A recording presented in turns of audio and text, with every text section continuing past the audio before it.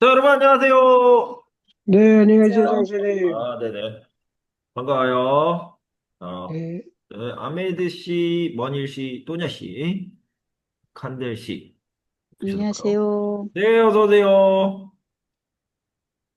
이 비랄 씨인가?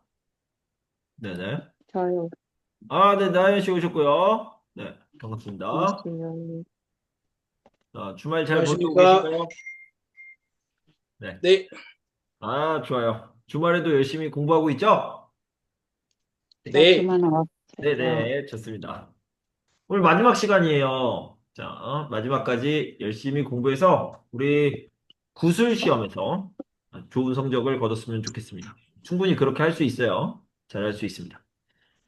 자, 그러면 계속해서 법 부분을 보도록 하겠습니다. 법 하나만 남았더라고요. 하나 남겨놓고 어제 끝났는데, 오늘은 수업이 조금 일찍 끝날 수도 있어요. 잘 모르겠는데, 제가 말이 많으면 늦게 끝나고, 말이 적으면은, 어, 좀 빨리 끝날 수도 있어요. 우리 또냐 씨가 빨리 잘 수도 있어요.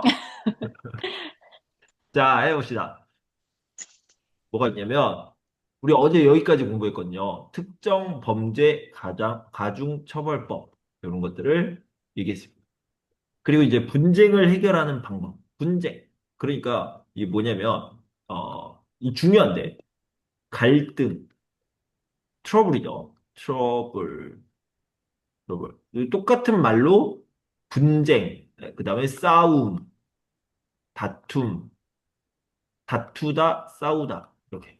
다 같이 알아둬야 돼요. 뭐 예를 들면, help.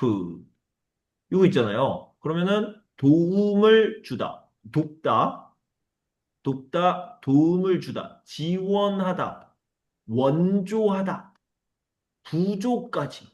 이렇게 같이 알아둬야 되잖아요. 그죠? 무슨 말인지 알겠죠? 이런 것들을 같이 알아두는 게 너무너무 중요합니다. 자, 그런데 이 분쟁, 갈등, 싸움, 다툼을 해결하는 방법은, 선생님, 저 알아요. 저지먼트. 재판하면 돼요. 그죠? 재판. 야! 재판하자! 이렇게 하면 돼요. 소송을 하겠죠. 소송. 그죠? 재판합시다. 그래서 재판을 요청하는 것을 소송이라고 얘기합니다. 소송. 근데 이제 검사가 형사재판 이게 뭐야? crime 범죄죠. 형사재판을 요청하는 것은 조금 다른 말을 썼죠. 뭐예요? 기소라는 말을 썼습니다. 이거는 다른 색깔을. 기소. 기소라는 말을 썼어요. 그런데 일반적으로는 소송이라고 합니다. 재판을 요청하는 거. 자, 여기 보면 재판을 하면 됩니다. 분쟁을 해결하기 위해서 재판을 하면 돼요. 소송을 걸면 소송. 그래서 소송을 걸다. 전화를 걸다처럼 소송을 걸다. 이렇게 얘기합니다. 근데 재판을 하죠. 그 재판을 하면 간단하냐? very simple. No, no, no, no, no. 너무 어려워요. Very hard. 너무 힘듭니다. Very tired. 많은 비용, 많은 시간, 많은 스트레스. 자, 예를 들어서 이 사람이 화가 났어. 그래서 이 사람이랑 같이 싸워요. 그래서 재판해! 재판하잖아요? 그러면 이 사람도 너무 힘들어집니다. 그죠? 그리고 주변 사람이 있어. 와이프, 아이들, 주변 친구들 다 어떻게 해요? 너무 힘들어요. 이 사람도 마찬가지죠? 주변 사람들이 다 힘들어져요. 너무 힘들어. 여러분 다 알고 계시죠? 돈도 엄청 많이 들어요. 그래서 결국 둘 다 너무 힘들어. 그죠? 그래서 다른 방법을 생각해야 돼요. 다른 방법. 더. 재판은 안 된다. 왜냐면 재판은 너무 힘들다. 재판 안 하는 게 좋아요. 여러분들도 살면서 재판할 일이 있으면 재판을 하지 마세요. 그럼 어떻게 해요? 대안. 이게 뭐냐면 다른 방법을 생각하는 거예요. 리플레이스먼트. 다른 방법을 얘기할 때 대안이라고 얘기합니다. 대안. 대안은 다른 방법이다. 다른 방법. 다른 방법으로 해결하자. 그죠? 솔루션이에요. 근데 이게 협상, 조정, 중재가 있습니다. 여러분들이 이거 그냥 다 외우면 되는데, 제가 좀 알려드릴게요. 그래도 협상이라는 건 뭔지 협상부터 얘기해 봅시다. 협상은 되게 간단해요. 두 사람이 싸웠어. 두 사람이 이렇게 싸웠어요. 싸웠으면 협상이라는 것은 두 사람이 대화를 해. 대화. 대화를 해서 해결을 해. 이게 협상이에요. 아, 이게 제일 좋은 거죠. 베스트, 그죠? 그걸 협상이라고 합니다. 협상. 오케이? 그래서 협상 테이블에 앉아서 이렇게 같이 대화로 해결하는 겁니다. 그런데 이렇게 되는 경우가 많아요? 없지. 처음부터 대화가 안 됐으니까 이제 재판하자라고 얘기한 거잖아요. 그죠? 그래서 이게 안 되면 이제 조정으로 갑니다. 어드저스트. 그죠? 어드저스트. 이걸 하는 거죠. 그러면 이 두 사람이 해결을 못해. 그죠? 이 두 사람이 해결을 못해. 그러면 누가 들어오냐면 다른 사람이 들어와요. 다른 사람이 이렇게 저기요, 저기요, 잠깐만요. 잠깐만요. 우리 이야기를 좀 해봅시다. 그래서 이 사람한테 이야기를 해. 이 사람도 이 사람한테 이야기를 해. 그래가지고 우리 이렇게 하는 건 어때요? 라고 하면서 중간에서 이렇게 역할을 해주는 거예요. 그 이 사람을 뭐라고 하냐면 조정이잖아요. 이 사람이 조정자가 됩니다.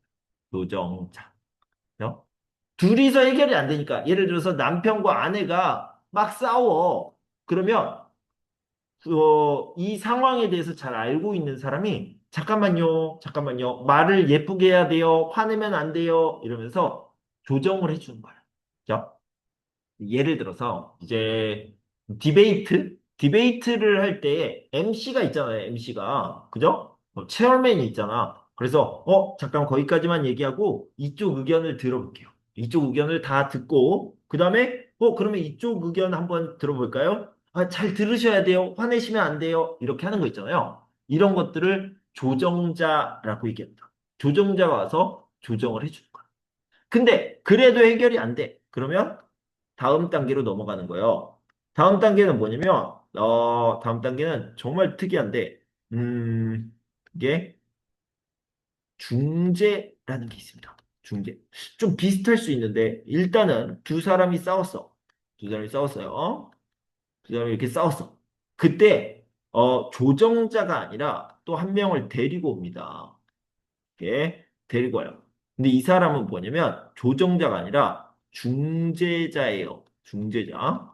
무슨 말이냐면 이 사람의 상황을 얘기해요. 그리고 이 사람의 상황을 이야기하고 같이 이야기를 합니다. 그리고 이 사람이 결정을 해주는 거예요. 결정. 그죠? 결국 여기까지는 뭐냐면 대화로 해결을 하는 거예요. 나는 이만큼, 너는 이만큼. 오케이? 이렇게 해결을 하는데 중재 같은 경우에는 just like 판사.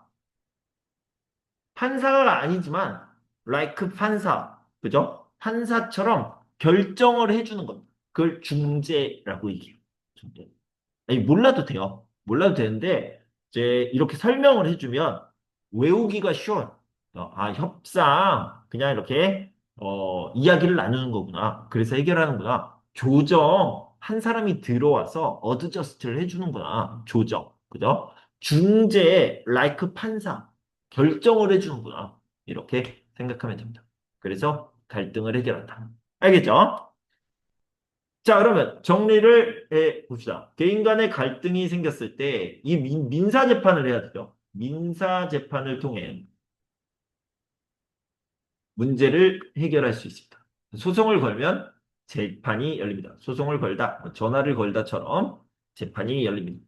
그런데 재판을 하면 다 힘들어. 뭐가 힘들어? 돈 많이 들어, 시간 많이 들어, 스트레스 많이 쌓여. 그죠? 비용과 시간과 스트레스가 너무 커서 모두가 힘들어집니다. 자, 그래서 재판을 하는 것보다 대안적, 리플레이스먼트, 다른 방법을 생각하는 거예요. 분쟁 해결 제도를 이용하는 게 좋습니다. 대안적 분쟁 해결 제도에는 협상 조정 중재가 있습니다. 이 정도만 이야기하면 돼요. 그래서 아까 얘기했던 것처럼 이거 다 알 필요 없어요. 여러분들 그냥 외우면 됩니다. 협상 조정 중재. 대안적 해결 방법 또는 뭐 다른 방법이 있어요. 이렇게 얘기해도 괜찮습니다. 네, 끝났습니다. 진짜 끝났어요. 자, 이제 뭐가 남았어? 역사와 지리가 남았습니다. 역사가 뭐 필요한가? 역사를 공부할 필요가 있나요? 있죠. 잠깐만. 이게 좋지.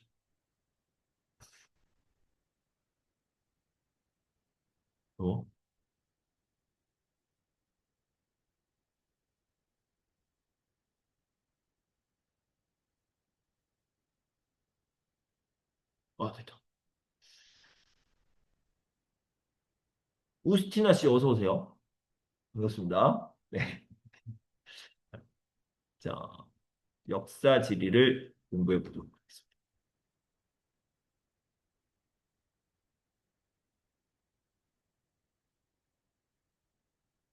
자, 역사 지리에서는 되게 중요한 부분인데, 발해 부분이에요. 발해. 자, 옛날 이야기를 좀 해볼게요. 옛날, 얼마나 옛날이냐면, 한 30년 전 얘기를 할 거예요. 30년 전. 여러분들이 역사 공부를 해보셨잖아요. 어? 공유됐죠? 30년 전에 어떤 일이 있었냐면, 제가 이제, 30년 전이니까 고등학교 때죠. 고등학교. 임준 씨가 고등학교 때예요. 고등학교 때는 어떻게 배웠냐면, 고조선을 배웠죠. 대한민국 역사예요. 고조선을 배우고, 그 다음에 여러 부족국가를 배웠습니다. 부족국가를 배우고, 그 다음에, 삼국시대를 배웠죠. 삼국시대. 여러분들이 이거 안 배워요. 여러분들은 안 배우는데, 있었습니다. 그 다음에 삼국시대를 배운 다음에 여기가 중요한데, 그 다음에 뭐를 배웠냐면, 통일신라를 배웠어요. 통일신라. 그 다음에 고려를 배웠거든요. 여기 좀 이상하죠? 그죠? 선생님, 통일신라가 아니라, 남북국 시대잖아요. 네, 맞아요. 남북국 시대로 이렇게 바뀌었어요. 이게 되게 중요한 포인트인데, 왜 남북국 시대라고 그랬어요? 남쪽에는 신라가 삼국을 통일했어요. 그죠? 그 다음에 북쪽에는 발해라는 나라가 있었습니다. 이게 너무 중요한 거예요. 그래서, 잠시만요.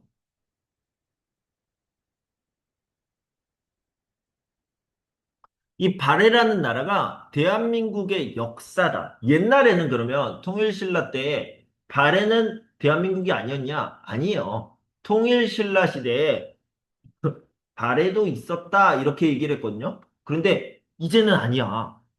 통일신라 시대가 아니라 남쪽과 북쪽의 나라가 하나씩 있었다. 두 개 나라가 있었다. 이렇게 확실하게 배웁니다. 왜냐면은 발해라는 나라가 중요하기 때문이에요. important. 그죠? 중요하기 때문에. 그래서 여러분들에게 역사 문제를 물어본다면 발해는 어떤 나라예요? 이렇게 물어볼 수 있다는 거예요. 왜냐면 너무 중요하니까. 이 왜 중요한지도 말씀드릴게요. 자, 여기 보면 대한민국이 있죠. 그리고 여기에는 중국이 있습니다. 그죠? 중국. 중국과 한국은 사이가 좋아요, 나빠요? 나쁘죠? 나빠요. 당연히 나빠요. 왜냐면 가까우니까. 그죠? 가까우니까 자꾸 싸운다고. 뭐 때문에 싸우냐면 이 여기에 있던 발해라는 나라가 대한민국의 역사냐 아니면 중국의 역사냐 이거 가지고 싸웁니다. 무슨 말인지 알겠죠? 여러분 나라에도 그런 문제들이 있잖아요. 주변, 옆에 나라라. 그죠? 그래서 발해라는 나라는 너무 중요해요. 발해의 히스토리. 그래서 발해에 대해서 공부를 해야 돼요. 자, 발해는 남북국 시대의 나라죠. 그죠? 남쪽에는 신라가 있었죠. 삼국통일에서 신라가 있었고, 북쪽에는 발해가 있었는데, 이 발해라는 나라는 삼국시대에 여기에 백제, 여기에는 신라, 그리고 여기는 고구려가 있었습니다. 고구려는 이렇게 생긴 나라였어요. 그죠? 그래서 이 고구려가 있던 곳에서 바로 발해가 생겨났다. 이렇게 생각하면 됩니다. 알겠죠? 자, 발해를 누가 만들었냐? 대조영이 만들었습니다. 대조영이. 그래서 고구려 사람들. 자, 고구려가 망했어. 없어졌어. 그런데 고구려에 남아있던 사람들과 말갈족이 합쳐서 만들었는데 이 대조영은 고구려 사람이죠. 고구려 사람. 그리고 발해는 닉네임이 있어요. 닉네임이 있다. 그죠? 그 닉네임이 뭐냐? 해동성국입니다. 해동성국이라고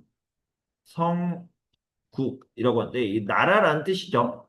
그 다음에 여기 성은 뭐냐면, 발전된, developed, 발전된 나라예요. 발전된 나라. 또는 강한 나라, strong country. 그죠? 해동이라는 건 이제 바다라는 뜻이고, 여기는 동쪽, 이스트 이런 거죠. 그래서 동쪽에 있는 동쪽 바다 쪽에 있는 동쪽에 있는 발전된 나라라는 뜻으로 해동성국이라는 닉네임 별명이 있었습니다. 별명. 요거까지 얘기해주면 완벽하죠. 퍼펙트. 자 봅시다. 7세기에 뭐 이건 몰라도 되지만 한반도의 남쪽에서 신라가 삼국을 통일합니다. 그리고 한반도 북쪽에서 발해가 건국이 됩니다. 그래서 이 시기를 남북국 시대라고 합니다. 남북국 시대를 먼저 설명해 주세요. 자, 발해는 7세기에 대조영이 건국했습니다. 발해는 고구려를 계승한 나라입니다. 발해는 강하고 발전한 나라였기 때문에 해동성국이라는 별명이 있습니다. 그죠? 제가 늘 얘기하지만 이 발해라는 나라는 대조영 그리고 해동성국 이 두 개만 얘기해도 한 90%는 얘기한 거야. 80%? 90%는 얘기한 겁니다. 그죠? 이 해동성국이라는 말을 알고 있으면 됩니다. 근데 거기에다가 고구려를 이어받았다. 이어받았다. 이렇게 뭐라고 그러지? 헤리티지? 이런 느낌이죠. 고구려를 연결한 거야. 그죠? 고구려 고전 고전 이렇게 계승하다. 요거 얘기하면은 퍼펙트 하는 거죠. 알겠죠? 자, 이번엔 코리아 가봅시다. 코리아. 고려죠? 고려의 문화유산에 대해서 얘기할 수 있어요. 근데 고려의 문화유산, 선생님, 고려라는 나라의 문화유산이 너무 많지 않아요? 너무 많아요. 너무 많습니다. 너무 많은데 우리는 딱 세 가지만 보면 돼. 세 가지. 원, 투, 쓰리. 세 가지만 이야기하면 퍼펙트한 거예요. 하나는 뭐냐면 프린터. 두 번째는 프린터. 세 번째는 세라믹. 이렇게 프린터, 세라믹. 근데 여기는 뭐가 다르냐면 이 첫 번째 프린터는 우드로 만들었어요. 나무. 그죠? 또 목재로 나무로 만들었습니다. 두 번째는 메탈로 만들었어요. 메탈, 금속 이렇게 만들었습니다. 그래서 첫 번째는 뭐냐면 목판 인쇄. 인쇄가 프린터죠. 목판 인쇄. 두 번째는 금속 인쇄. 근데 인쇄인데 활자라고 얘기합니다. 활자. 이거는 좀 설명하기가 어렵긴 한데 자 봐봐요. 여기 한번 설명을 해볼게. 그냥 인쇄라고 얘기하는 거는 자 여기에 나무판이 있어요. 나무판. 여러분 나라에도 다 있을 테니까 여기에다 글자를 이렇게 씁니다. 쓰는데 어떻게 쓰냐면 이렇게 생긴 칼 있죠. 칼, 나이프. 이걸로 이렇게 다 이렇게 파는 거야. 칼브, 칼. 맞죠, 이거? 칼브. 새기는 겁니다. 새기는 거. 요거를 이제 인쇄한다라고 얘기를 해요. 그런데 활자라는 것은 무슨 뜻이냐면 요거요. move, 움직인다라는 뜻이. 움직인다. 그죠? 움직인다라는 건 뭐냐면 요렇게 하는 게 아니라 요게 이제 발전됐어. 발전됐어. 그래서 한 글자를 다 칼부하는 한 글자 한 글자를 다 칼로 칼부하는 거예요. 그래서 여기는 임준 러 이렇게 해가지고 요걸 이렇게 맞추는 거야. 이렇게 맞추는 거야. 이렇게 무슨 말인지 알겠죠? 이거를 활자라고 얘기합니다. 활자. 알겠죠? 네. 그래서 금속 활자를 만들었습니다. 목판 인쇄와 금속 활자. 그다음에 이제 세라믹 같은 경우에는 도자기죠. 도자기.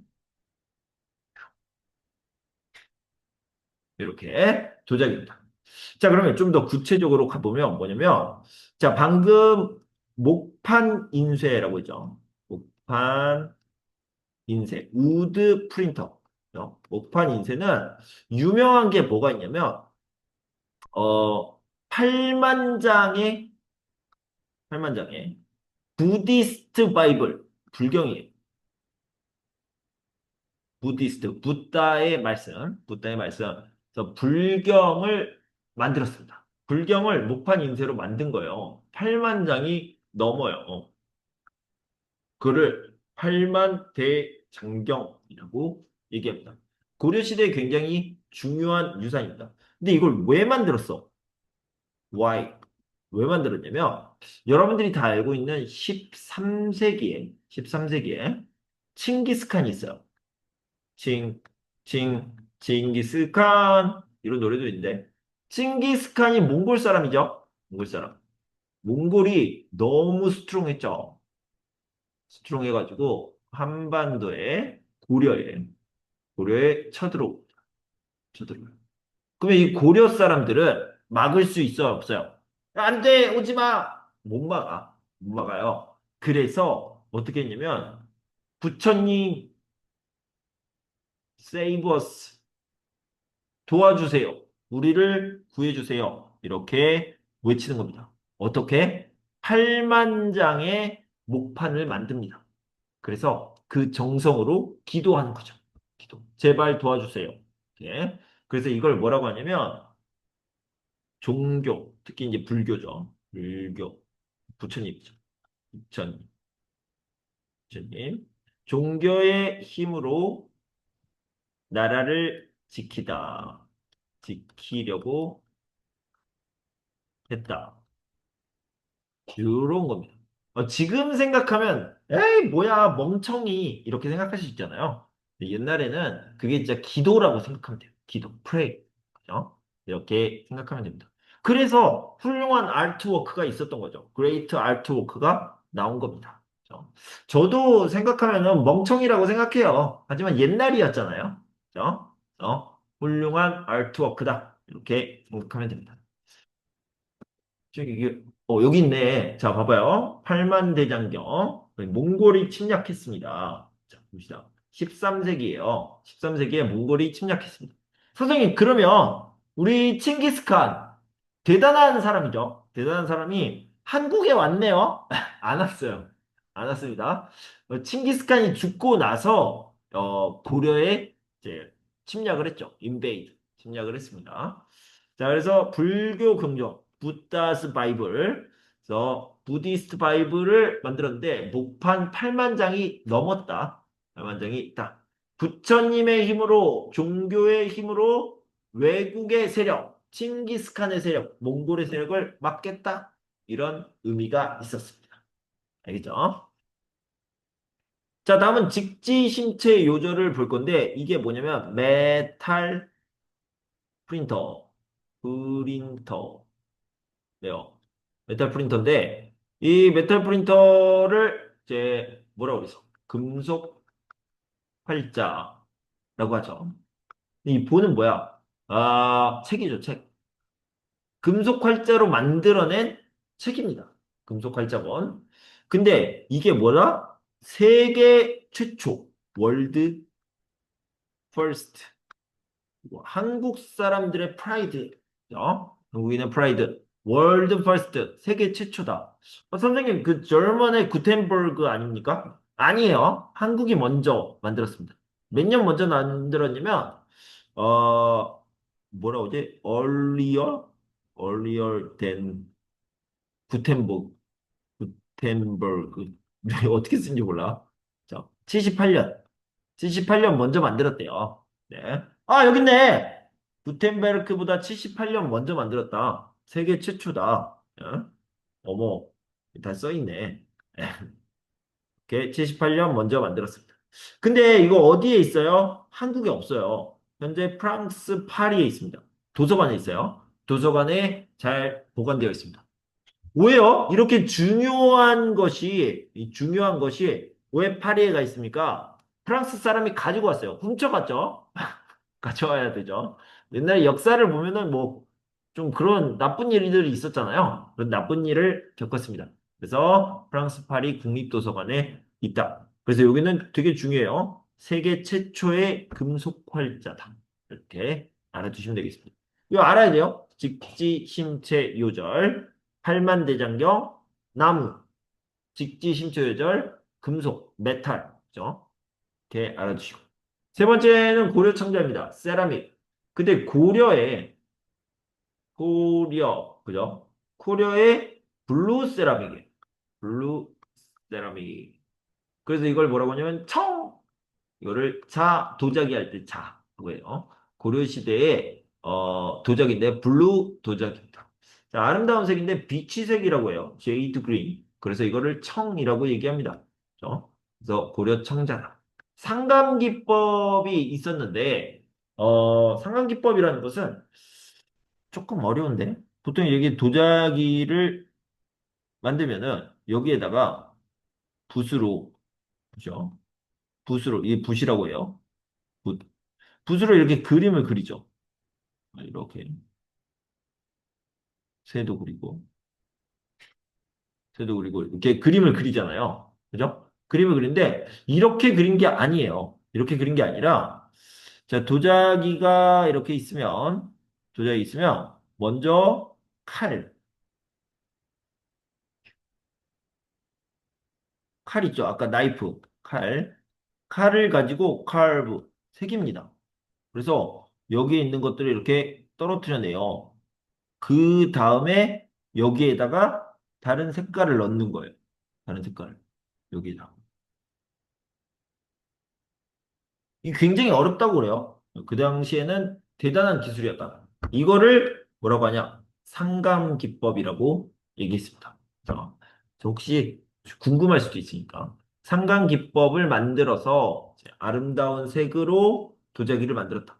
그래서 엑스포트, 수출도 많이 했습니다. 그리고 이제 지금으로 치면은 루이비통, 에르메스, 샤넬처럼 사치품이었대요. 특히 일본에서 이 고려 청자를 가지고 있으면, 코리아 블루 세라믹을 가지고 있으면 굉장히 자랑스러운 일이다. 나 이거 가지고 있다. 그러면서 자랑할 수 있었다. 자, 이거를 정리를 해볼게요. 고려의 대표적인 문화유산으로 세 가지가 있습니다. 팔만대장경, 직지심초요절, 그리고 고려청계부터. 요거는 이제 꼭 알아야 돼요. 네, 요거 알아야 되고 이제 설명을 할 텐데 팔만대장경은 목판 인쇄다. 인쇄할 수 있는 목판인데 8만 장이 넘게 있어서 팔만대장경이라고 했습니다. 부처님의 힘으로 외세, 몽골이죠. 외세의 침략을 막기 위해서 부디스트 바이블이에요. 불경을 나무판에 쓰겠습니다. 나무판, 목판. 자, 직지심체 요절은 세계 최초의 금속 활자본입니다. 구텐베르크의 금속 활자보다 78년 먼저 만들었습니다. 몰라도 되고요. 그러니까 말하지 않아도 되는데 여러분들이 궁금할까 봐 썼습니다. 직지심체 요절은 지금 프랑스 파리 국립도서관에 보관되어 있습니다. 이거는 몰라도 되지만 말하면 재밌어요, 않아요? 고려청자는 고려시대의 도자기입니다. 아름다운 푸른색으로 유명하고 무늬를 새겨서 만드는 상강기법도 유명합니다. 색이다 카르브. 그 다음에 중국과 일본에 수출을 많이 했고 당시 일본에서는 고려청자가 최고의 사치품이었다고 합니다. 명품이었다. 이렇게 알아두시고요. 자, 다음 돈에 대한 이야기를 해보도록 하겠습니다. 여러분들이 너무 잘 알죠? 먼저 여기를 보면 100원 이순신, 1000원 퇴계이약, 5000원 율곡이, 10,000원 세종대왕, 50,000원 신사입니다. 그래서 여러분들이 화폐 인물에 대해서 얘기해 보세요. 그러면은 여기까지는 얘기할 수 있잖아요. 그런데 이 사람들이 어떤 사람들인지 좀 알아보자는 거죠. 먼저 이순신 같은 경우에는 많이 알 거예요. 임진왜란, 조선시대. 근데 이 사람들 다 어디 사람이야? 조선 사람이에요. 조선. 임진왜란 때 나라를 구한 장군이에요. 왜 알죠? 어? 이 사람 잘 몰라. 잘 몰라. 이 사람 알지? 이 사람 아들이에요, 아들. 그죠? 아들, 엄마, 어머니. 그죠? 여기까지 다 알죠. 그죠? 신사입니다. 누군지 잘 모르겠는데. 세종대왕 다 아시죠? 세종대왕. 세종대왕. 한글, 요 정도? 근데 조금만 더 구체적으로 알아볼게요. 그래도 말을 할 수 있어야 되니까. 여기 보면, 자, 이순신 같은 경우에는 임진왜란 때 나라를 구하다. 맞죠? 세종대왕 같은 경우에는 백성을 사랑했습니다. 최고의 왕이에요. 백성을 사랑했기 때문에 한글을 만들었어요. 그죠? 그 다음에 발명품도 만들었습니다. 책도 썼어. 농사 잘 지어야 돼. 농사직설. 이런 것도 썼습니다. 이렇게 알아두시면 되겠어요. 그러면 이 사람들은 어떤 사람들이냐? 여기 보면, 자, 이 사람은, 필라소퍼였어요. 스칼러, 필라소퍼. 그런데 최고였습니다. 베스트였어요. 그래서 최고의 철학자다. 최고의 철학자. 한국에서 최고의 철학자다. 1,000원짜리가요. 1,000원. 이렇게 알아두시면 되겠습니다.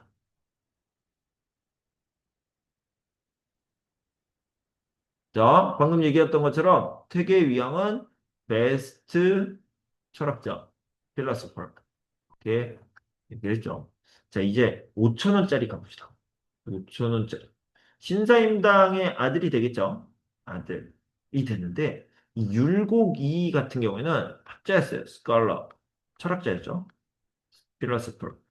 그런데 좀 특별하게도 이 사람은 폴리티션이었어요. 정치가이기도 했습니다. 정치를 했던 사람이에요. 이 사람이 어떤 대단한 일을 했냐면 before 임진왜란. 임진왜란 아시죠? 이순신 장군 임진왜란? 임진왜란. 그 일본이랑 전쟁을 하잖아요. 전쟁. 그래서 임진왜란이 일어나기 전에 프리딕트를 했어요. 프리딕트. 익스펙테이션을 한 거죠. 그러니까 어 일본이랑 전쟁을 할 것 같아. 일본이 조선에 와서 전쟁을 할 것 같아. 이렇게 예측을 했어요. 그래서 이 사람이 정치가니까 왕에게 이야기를 했죠. 왕에게. 자, 여기에 왕이 이렇게 앉아 있습니다. 그러면 이 사람이 이렇게 무릎을 꿇고 왕이시여 임진왜란. 그러니까 일본이 우리에게 올 겁니다. 전쟁을 할 겁니다. 이렇게 얘기했어요. 그래서 깜짝 놀랐죠. 정말? 진짜요? 네, 그럴 것 같습니다. 이렇게 얘기했더니, 그럼 어떻게 해야 돼? 라고 했더니, 이 사람이 뭐라고 했냐면, 10만 명. 10만 명이 필요합니다. 솔저. 솔저가, 군인이 10만 명이 필요합니다. 우리는 전쟁을 준비해야 됩니다. 이렇게 얘기했어요. 그죠? 그래서 이 솔저를 뭐라고 하냐면 병사라고 하거든요. 병사. 그래서 이 사람이 주장한 게 뭐냐면 10만. 이게 10만이에요. 10만 명. 그 다음에 양. 준비한다는 거.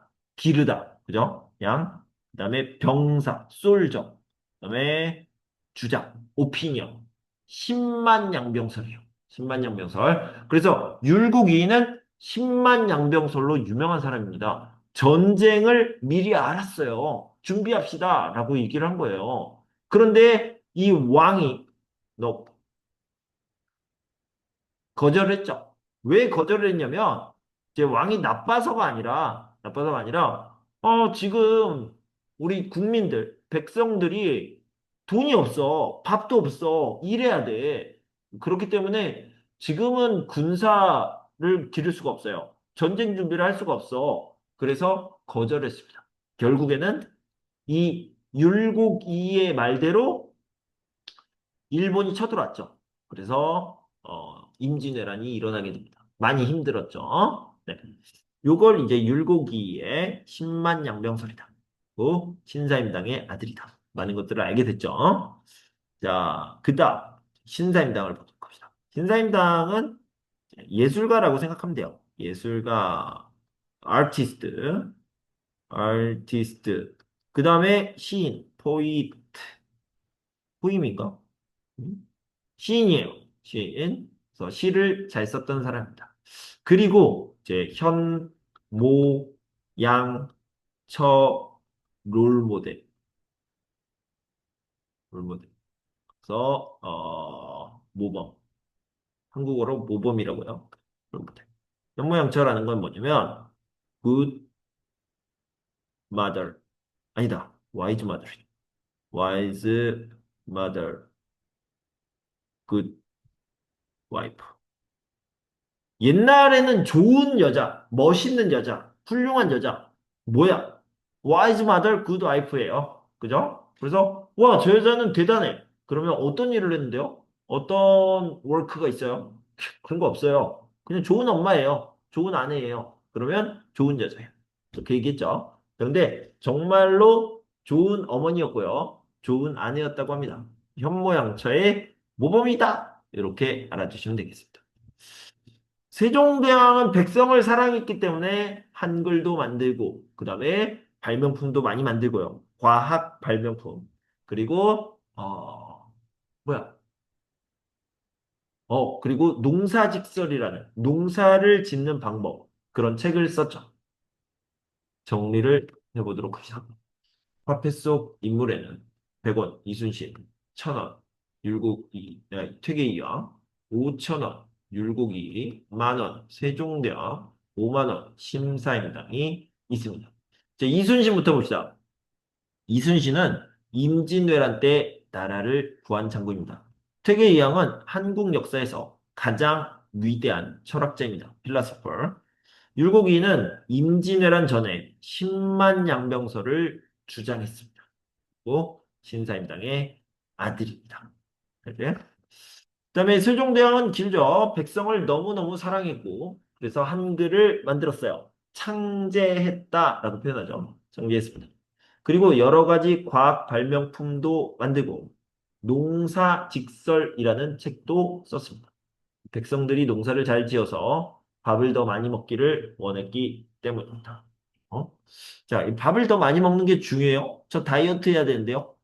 예, 그런 게 아니라 옛날에는 밥 이퀄 행복이죠.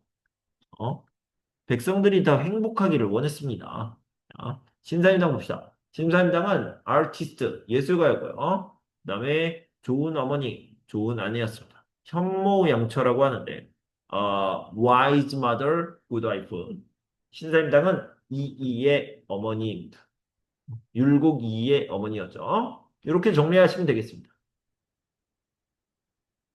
자, 이제 독립운동가를 보도록 합시다. 1910년부터 1945년 8월 15일까지는 일제강점기 콜로니 시대였어요. 그죠? 콜로니. 일본 제국주의가, 그러니까 일본이 엄청 강했어. 파워풀 재팬. 이렇게 생각하면 되죠. 그래서 일본이 냠냠냠냠냠 먹었어요. 그죠? 그래서 그때를 콜로니 시대라고 하는데 우리는 독립을 원한다라는 것을 여러 가지로 표현했습니다. 그래서 독립운동가, 무브먼트 활동을 했습니다. 독립운동가들에 대해서 알아보도록 하겠습니다. 자, 이렇게 많은 사람들이 있어요. 유관순, 김구, 안중근, 윤봉길, 이봉창, 주시경, 김자진, 홍범도. 8명만 알면 됩니다. 빨리 알아봅시다. 자, 여러분들이 잘 알고 있는 사람들이 있는데, 여기는 1919년에 활동했던 사람들이요. 1910년부터 1945년까지인데, 이쯤이 되겠죠. 1919년 3월 1일에, 우리는 3.1절이라고 얘기하죠. 그래서 3.1 만세 무브먼트, 만세 운동이 일어났습니다. 만세는 뭐야? We want independence. 우리는 독립을 원한다라고 외쳤던 거예요. 우리는 독립을 원해! 라고 얘기한 겁니다. 그걸 대한 독립 만세라고 얘기를 한 거죠. 3일 만세 운동의 리더는 몇 살이었냐? 17살이었어요. 걸이죠, 걸.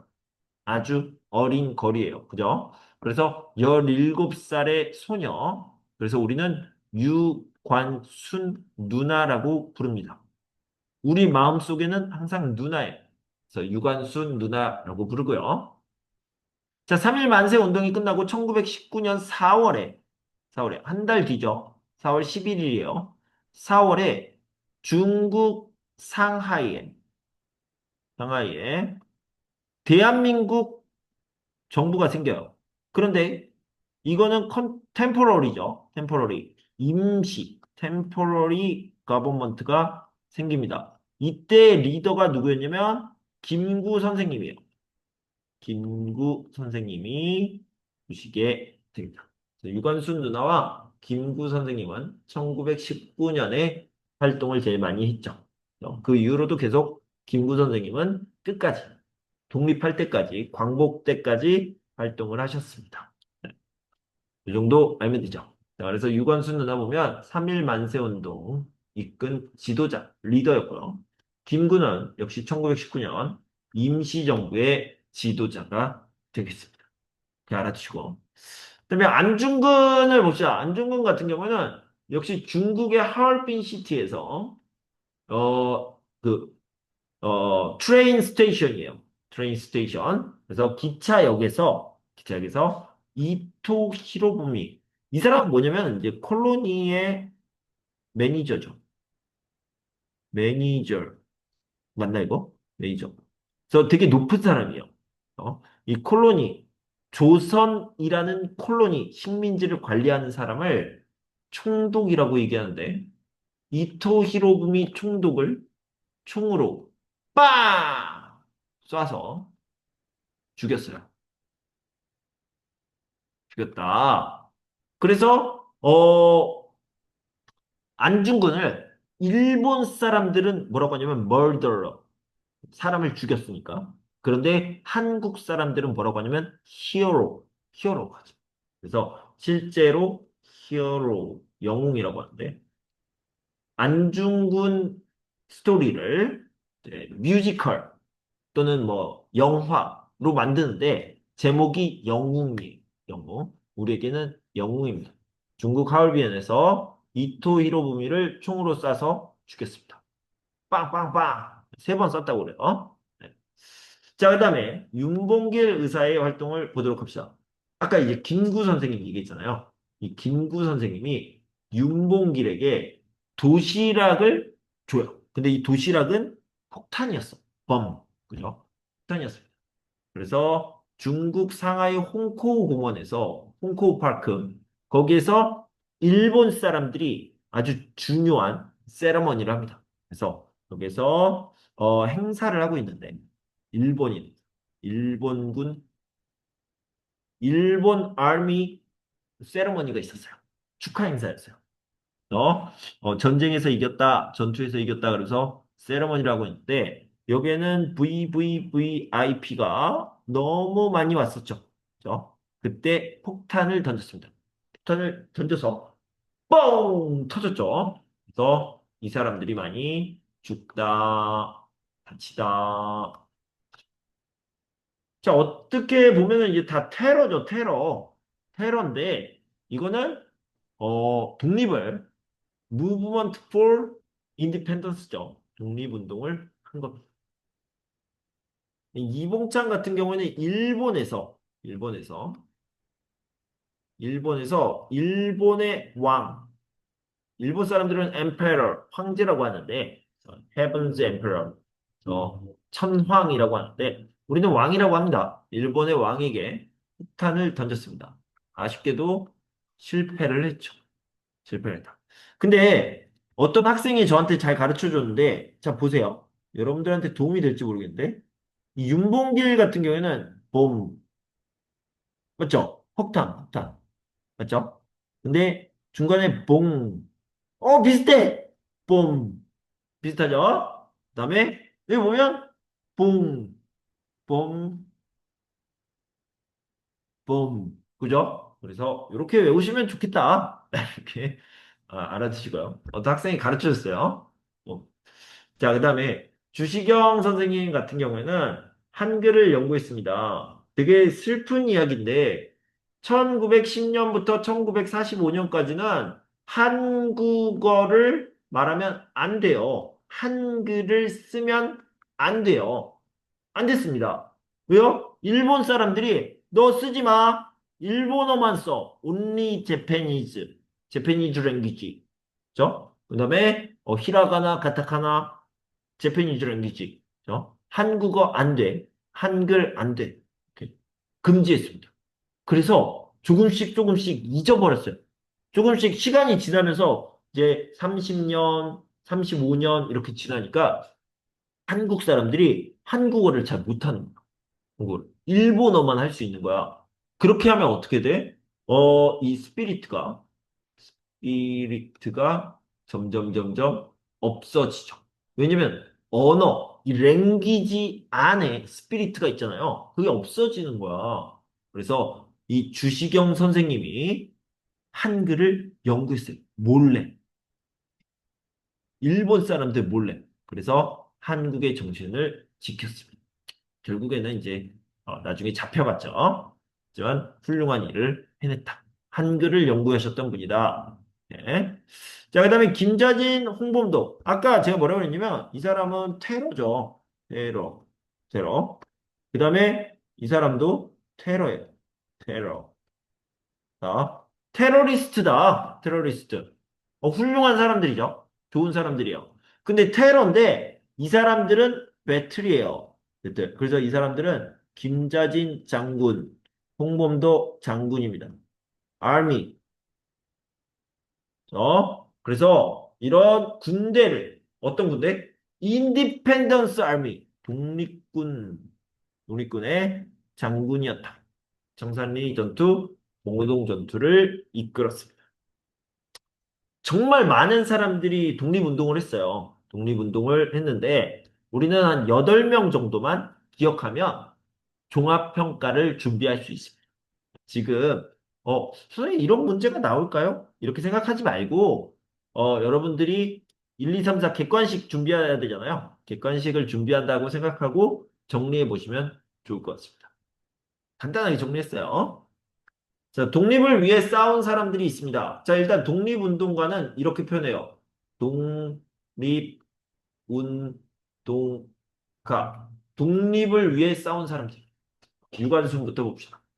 유관순은 1919년. 이거 어떻게 외우냐면, 아이고, 아이고.